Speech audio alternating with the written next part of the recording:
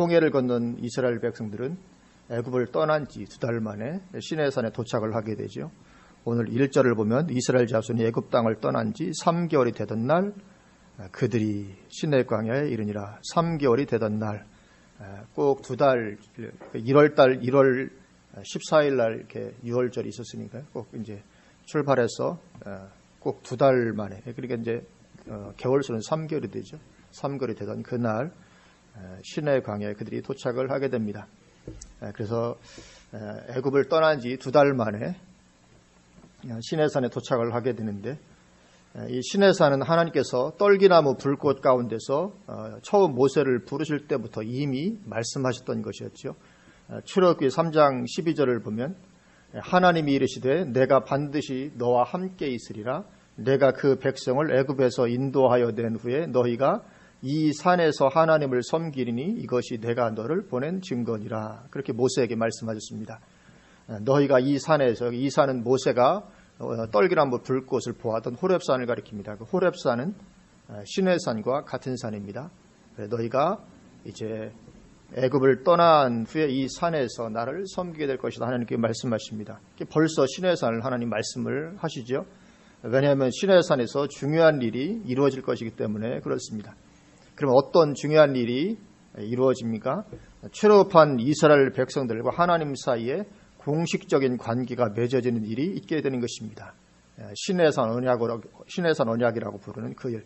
이제 공식적으로 하나님과 이스라엘 백성들 사이에 관계가 맺어지는 그 언약식이 있게 됩니다. 그래서 시내산에서 율법을 주심으로 언약을 맺게 됩니다. 그래서 시내산에서 하나님께서 율법을 주신 것은 단지 지켜야 할 의무 조항들을 주신 것만이 아니라 공식적으로 이제 그들이 하나님의 백성이요 하나님의 자녀가 되는 언약 체결식인 것이죠. 그래서 이 시내에서 율법 주신 것은 단순히 너희들이 이것을 지켜야만 한다 어떤 명령으로 어떤 지켜야만 의무 사항으로만 주신 것이 아니고 그 율법을 주심으로 말미암아 이제 새로운 관계 가운데로 들어가는 언약 체결식이 이루어지는 것입니다. 그것이 큰 의미가 되게 되죠. 구원받고 침례받고 했으니까 홍해를 나온 건 구원 사건이죠. 아니요, 애굽을 나오는 게 구원 사건이죠. 그리고 이제 홍해 침례를 받았습니다. 그렇게 구원받고 침례받고 했으니까 이제 공식적으로 하나님의 자녀가 되는 그런 것이었습니다. 보통 일반적으로 교회들에서도 그렇게 많이 하죠. 누가 새신자가 들어오면 이제 침례를 받고 나서 이제 교회 뭐 입교식이라든지 정식 회원으로 받아들이는 어떤 그런 것들을 하기도 합니다. 그러니까 그렇게 이제 너희가 구원받고 침례받고 했으니까 공식적으로 이제 하나님의 자녀라 하는 그런 의식을 행하게 되는 것입니다. 말하자면 시내산 언약은 혼인 서약과 비슷한 것이라 할 수 있죠. 결혼식 할 때 혼인 서약을 하게 되죠. 혼인 서약 시에 나는 신랑에게 또는 신부에게 이러이러하게 하겠습니다 하는 것으로 혼인 서약이 이루어지게 됩니다. 거기에 뭐 어떤 그런 조항이 들어가죠. 의무적인 내가 이렇게 하겠다 하는 어떤 그런 것들이 들어가게 됩니다. 시내산 언약도 그런 것이죠. 그래서 율법을 주신 것은 그것을 지켜 행하라는 명령이기 이전에 새로운 관계로 들어가는 서약식인 것이죠. 서약식. 그래서 그 행사를 하시면서 하나님은 먼저 이스라엘을 애굽에서 이끌어내신 목적을 먼저 말씀을 하십니다. 그런데 출애굽 사건은 우리의 구원과 신앙생활을 예표하는 것이죠. 그래서 출애굽의 목적은 곧 우리를 구원하신 목적과도 일치하게 됩니다. 그렇기 때문에 오늘 본문에서 이제 그 하나님께서 애굽에서 그들을 이끌어내신 목적을 말씀하시는데, 그렇기 때문에 오늘 본문은 우리 신앙생활의 기준으로서도 중요한 구절입니다. 왜냐하면 출애굽 사건은 이스라엘 그들에게보다는 우리 신앙을 위한 예표로 주어진 것이기 때문에 그 출애굽의 목적을 말씀하신다는 건 다른 말로 우리 신앙의 목적을 말씀하시는 것이죠. 그렇기 때문에 대단히 우리에게도 중요한 구절이 됩니다. 오늘 19장 1절부터 4절을 보면 이스라엘 자손이 애굽 땅을 떠난 지 3개월이 되던 날 그들이 시내 광야에 이르니라. 그들이 르비딤을 떠나 시내 광야에 이르러 그 광야의 장막을 치되 이스라엘이 거기 산 앞에 장막을 치니라. 모세가 하나님 앞에 올라가니 여호와께서 산에서 그를 불러 말씀하시되 너는 이같이 야곱의 집에 말하고 이스라엘 자손들에게 말하라. 내가 애굽 사람에게 어떻게 행하였음과 내가 어떻게 독수리 날개로 너희를 업어 내게로 인도하였음을 너희가 보았느니라. 여기 보면 먼저 애굽에서 이끌어내어 인도하신 곳이 하나님 자신에게로였다는 것을 말씀을 하십니다. 이것이 아주 중요한 것이죠. 내가 어떻게 독수리 날개로 너희를 넘어 내게로 인도하였음을 너희가 보았느니라. 물론 최종 목적지는 가나안이죠. 가나안에 들이시기 위해서 부르셨지만 그러나 더 중요한 근본적인 목적지는 하나님 자신에게로 했다는 것입니다. 근본적인 목적지는 하나님 자신에게로 독수리 날개로 너희를 넘어서 내게로 인도하였다. 그렇게 말씀을 하고 계십니다. 그래서 이것은 우리의 구원 역시 마찬가지인 것을 보여줍니다. 우리 구원의 최종 목적지는 어디입니까? 역시 마찬가지로 죽음의 강을 건너서 들어가게 될 천국이죠. 천국이 당연히 최종 목적지이지만 그러나 보다 더 중요한 근본적인 목적지는 하나님 자신에게로라는 것을 보여주는 것입니다. 그래서 우리가 구원받은 하나님의 자녀로서 하나님과의 친밀한 교제 가운데 거하는 것이 우리를 구원하신 근본적인 목적이라는 것입니다. 우리가 이것을 선명하게 인식을 해야 될 줄로 믿습니다. 나를 구원하신 근본적 목적, 그것은 천국에 들어가는 것뿐만 아니라 근본적으로 하나님과의 친밀한 교제 가운데 행하는 것이다 하는 것을 우리가 인식을 해야 되죠.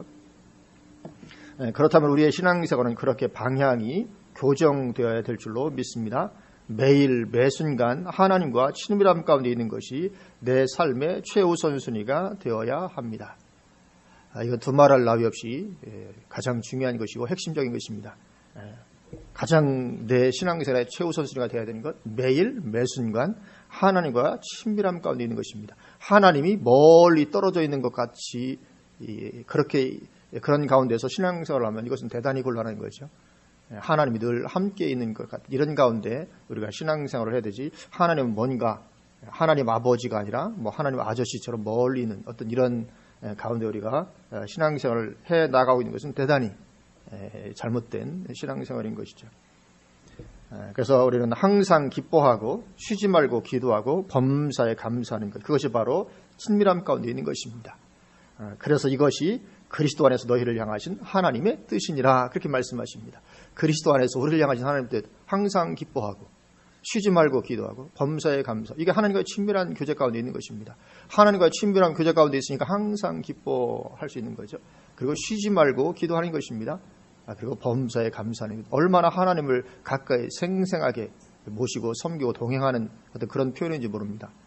그래서 하나님이 하나님을 친밀하게 하니까 하나님 안에서 늘 기쁨 가운데 있고 쉬지 말고 기도하고 범사에 감사하고, 우리가 그런 가운데 매일 매순간 하나님과의 친밀함을 우리가 유지하는 것이 그 어떤 것보다도 가장 중요한 것인 줄 믿습니다. 이것이 안 되면 어쩌면 큰 일을 이루고도 하나님께 버림받을 가능성은 얼마든지 있는 것입니다. 그리고 두 번째는 제사장 나라가 되게 하시는 것이 목적이었죠.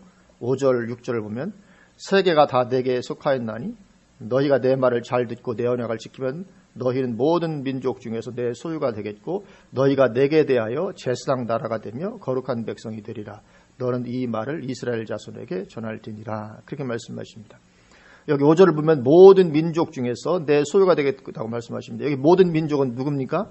바벨탑 사건 이후 방임의 심판 가운데 있죠. 지금 모든 민족은 바벨탑 사건 이후로 하나님께서 방해해 버리십니다. 오직 이스라엘 민족만 택하셔서 그들에게만 지금 간섭하시지 다른 민족은 다 지금 방임의 심판 가운데 있습니다. 그런 가운데서 하나님은 오직 이스라엘만을 택하셨는데 거기 그렇게 하신 목적이 있으시다는 것이죠. 그것은 그들을 하나님의 소유 삼아 제사장 나라가 되게 하는 것이었습니다. 그래서 모든 민족을 내버려 두시고 한 민족만을 택하셨던 것입니다. 그들만을 하나님의 소유로 삼아서 그들로 하여금 제사장 나라가 되게 하시는 것. 먼저는 하나님과의 관계입니다. 온전한 하나님의 소유가 되는 것입니다. 제사장 나라가 되기 위해서 가장 먼저 선행되어야 되는 거죠. 하나님과의 관계, 하나님의 온전한 소유가 되는 것입니다. 그리고 그렇게 하나님의 온전한 소유가 되기 위해서 필요한 것이 내 말을 잘 듣고 내 언약을 지키는 그것이었죠. 너희가 내 말을 잘 듣고 내 언약을 지키면 너희는 모든 민족 중에서 내 소유가 될 것이다. 그래서 내 말을 잘 듣고 내 언약을 지키는 그것이 하나님의 소유가 되기 위해서 필요한 조건이었던 것을 보게 됩니다. 예를 들면 혼인서약에 충실하지 못하고 딴 짓을 하고 있다면 온전한 관계가 되는 것은 가능하지 않죠.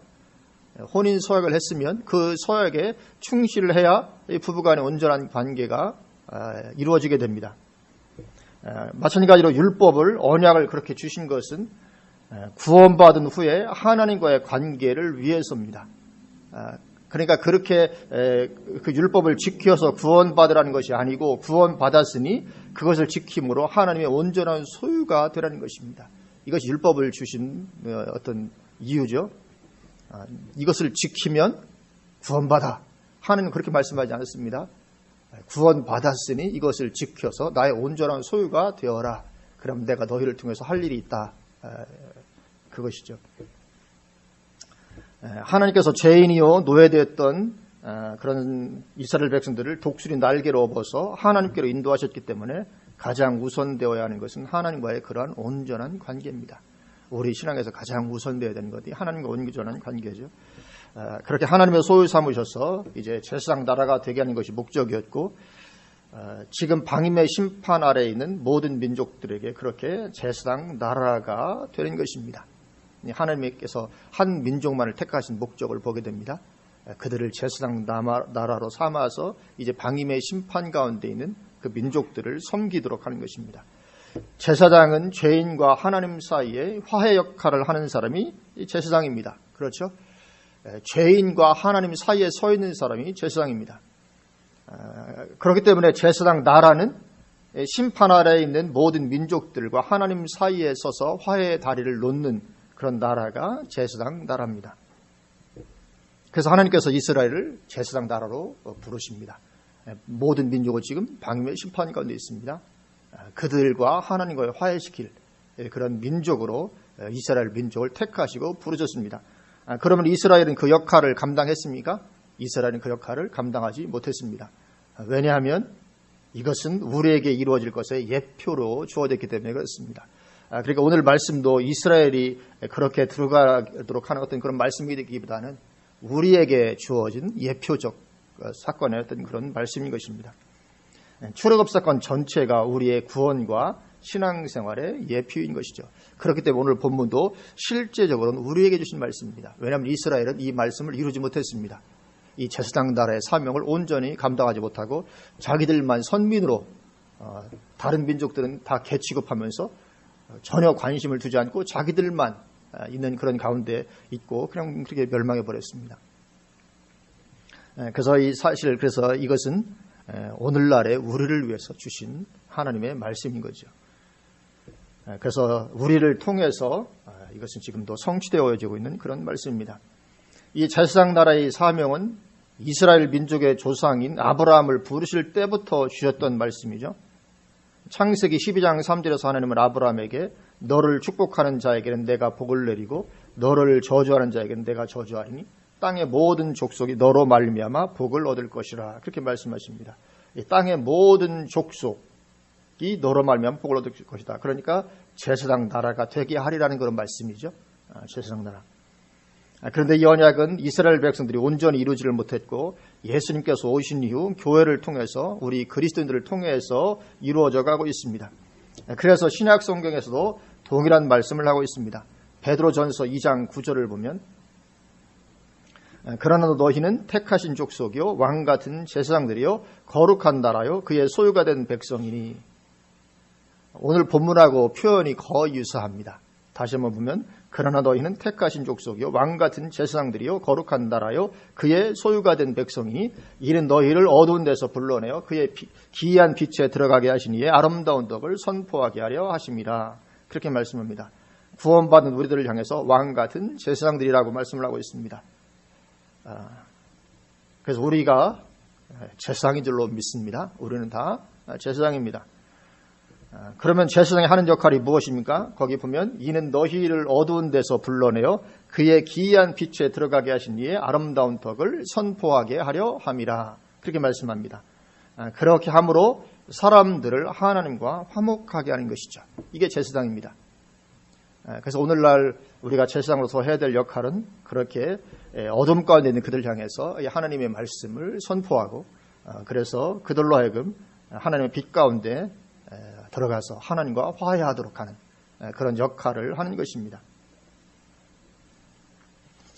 그래서 이스라엘 민족은 국가들이 이것을 감당하지 못했습니다. 그래서 이것은 우리에게 주어져 있는 하나님의 말씀입니다. 물론 우리가 항상 잊지 말아야 될 것은 그 전제 조건이 있죠. 하나님과의 친밀함입니다. 하나님과의 친밀함 가운데 있어서 온전히 하나님의 소유가 되는 것입니다. 이것이 가장 핵심이죠. 그래서 예수님도 너희는 예루살렘을 떠나지 말고 이렇게 떠나라고 말씀하신 후에도 그게 그렇게 증인되라고 말씀하신 후에도 떠나지 말고 아버지 약속한 걸 기다리라. 어떤 그런 말씀들을 주고 있는 거죠. 그 전제 조건이 있는 것입니다. 우리가 하나님과의 친밀함 가운데서 온전히 하나님의 소유가 되는 것입니다. 그러면 거기에 성령님의 운행하심이 있습니다. 우리가 하나님의 소유가 되면 놀라운 성령의 운행하심. 에녹이 하나님과 동행할 때 놀라운 하나님의 역사가 있었던 것처럼. 그러니까 우리가 하나님과 친밀함 가운데 있어서 온전히 하나님의 소유가 되면 하나님의 성령이 놀랍게 우리 삶 가운데 운행하시기 시작을 하십니다. 다른 말로 하면 그것이 기름 부으심이라고도 말할 수 있는 그런 거죠. 그러면 영혼들을 그리스도께로 인도하는 그런 역사가 거기에 있게 되는 것입니다. 왜냐하면 하나님의 성령도 다 그렇게 해 나가시는 거죠. 그것이 하나님께서 우리를 부르신 목적입니다. 사실 하나님께서 우리를 부르신 목적은 뭐 어려울 것은 없습니다. 단순합니다. 간단합니다. 우리를 먼저는 하나님께로 인도하신 거죠. 하나님과의 친밀함 가운데 우리가 머무는 것입니다. 하나님의 소유 삼으시기를 원하시는 것이죠. 그리고 그런 우리를 통해서 다른 사람들을 또한 하나님의 백성으로 부르시는 것입니다. 그리고 오늘 본문이 우리에게 보여주는 것도 그것이고 출애굽한 이스라엘 백성을 향해 주신 말씀도 그것이고 오늘날 사는 우리에게도 역시 가장 중요하고 핵심적으로 주시는 말씀이 그것입니다. 그래서 하나님은 이스라엘 백성들을 제사장 나라를 삼기 원하시는데 그들은 그 길을 가지 못했고 그래서 이제 우리를 하나님은 제사장 삼아서 하나님의 일을 우리를 통해서 이루시고 성취하시고 영혼들을 구원하시는 통로로 우리를 쓰시기를 원하신 줄로 믿습니다. 그래서 우리는 가장 먼저 하나님과의 친밀한 교제 가운데 매일 매순간 하나님 앞에 나아가고 항상 기뻐하고 쉬지 말고 기도하고 범사에 감사하면서 늘 하나님과 이렇게 함께하면서 점점 하나님의 충만함이 나에게 충만해지고 하나님의 성령이 나에게 더 가까이 임하시고 역사하시고 운행하시고 그러면서 하나님께서 나를 통해서 일하시기 시작하시고 나를 통해서 영혼들을 구원하시기 시작하신 그래서 우리 평생의 삶을 통해서 이 은혜를 충만히 누려가게 되는 그런 저와 여러분 되시기를 주님의 이름으로 축원을 드립니다. 아멘. 기도하시겠습니다.